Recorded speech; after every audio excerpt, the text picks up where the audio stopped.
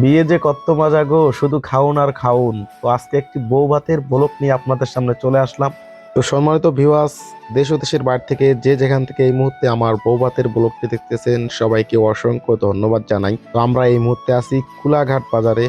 তো এখানে একটা আশ্চর্যজনক ঘটনা ঘটে গেল। দেখুন, এই ভাইটি এত স্পিরিটে সাইকেলটা চালাইতেছে যে আমরা তাকে ওভারটেক করতে পারতেছি না। তো দেখেন, সাইকেল ওভারটেক করতে না পেরে ছোট ভাইয়ের রিয়েকশনটা দেখেন। তো এই মুহূর্তে রাস্তার ধারে অনেক সুন্দর একটি মসজিদ দেখতে পারলাম। এটা মডেল মসজিদ।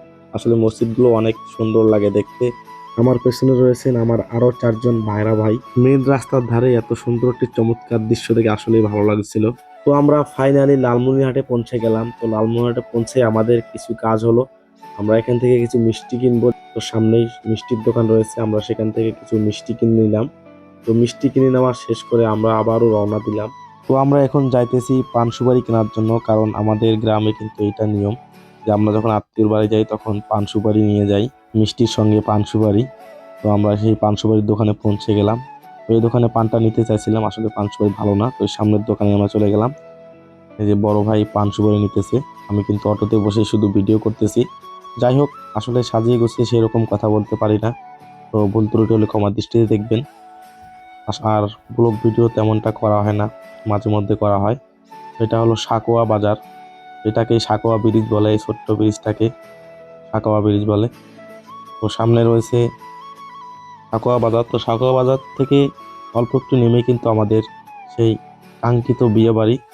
তো এদিকে কিন্তু সবার খিদা লেগে গেছে এত দূর পথ জার্নি করার পর। তো আমরা কিন্তু মেন রোড থেকে নেমে পড়লাম। আর নেমে আমি ভাবছিলাম কত দূর জানি যাইতে হয়, কারণ আমাদের সবারই কিন্তু অনেক প্রচুর পরিমাণে খিদা লাগছে। তো এই দেখুন, অবশেষে আমরা বিয়ে বাড়ি পৌঁছে গেলাম। এটাই সেই বিয়ে বাড়ি, আসলে ছোট্ট পরিসরে বিয়ে। তাই দেখেন, প্যান্ডেল সেরকম ভাবে সাজানো হয়নি। তো বিয়ে বাড়িতে পৌঁছে দেখেন আমাদের খাওয়ার ধুম পড়ে গেল। তো আমরা কয়েক ভাইরা ভাই মিলে বসে গেছি একই টেবিলে। আর এটা হলো সেই নতুন জামাই। তো আসলে আমরা খাওয়া দাওয়া করলাম। আসলে বিয়ে বাড়ি মানেই খাওয়া দাওয়া, বিয়ে বাড়ি মানে আনন্দ উল্লাস। তো আসলে আমাদের টেবিলে এত তরকারি দিচ্ছিল, যা বলার মতো না। কারণ আমরা সবাই জামাই মানুষ, একসাথে সঙ্গে বসেছি। তো তরকারি দিয়ে চলছে, আমরা উড়াধুরা খেয়ে চলতেছি। তো সামনে কিন্তু আমার খাওয়ার দৃশ্যটা আছে, দেখেন আমি কিভাবে খাই। আসলে আমি এমনই, আমি সবসময় এইভাবেই খাই। তো সামনে কিন্তু সবাই বসে গেছে, সবাই খাওয়া দাওয়া করতেছে, বাকিরা সবাই। তো আসলে আমরা খাওয়া দাওয়া শেষ করে আমরা অবশ্যই চলে যাব।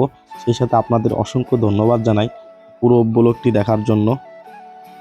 তো আসলে ব্লগ ভিডিও সেরকম করা হয় না, তাই ব্লগের ভয়েসটা ঠিক মতো কভার করতে পারি নাই। তো লাস্টে কিন্তু আমাদের মিষ্টি দিয়ে দেয়, সেই মিষ্টি আমরা যে নিয়েছিলাম সেই মিষ্টি। তো সেই মিষ্টি মুখ করে কিন্তু আমরা খাওয়া দাওয়ার ওখানেই সমাপ্তি করি।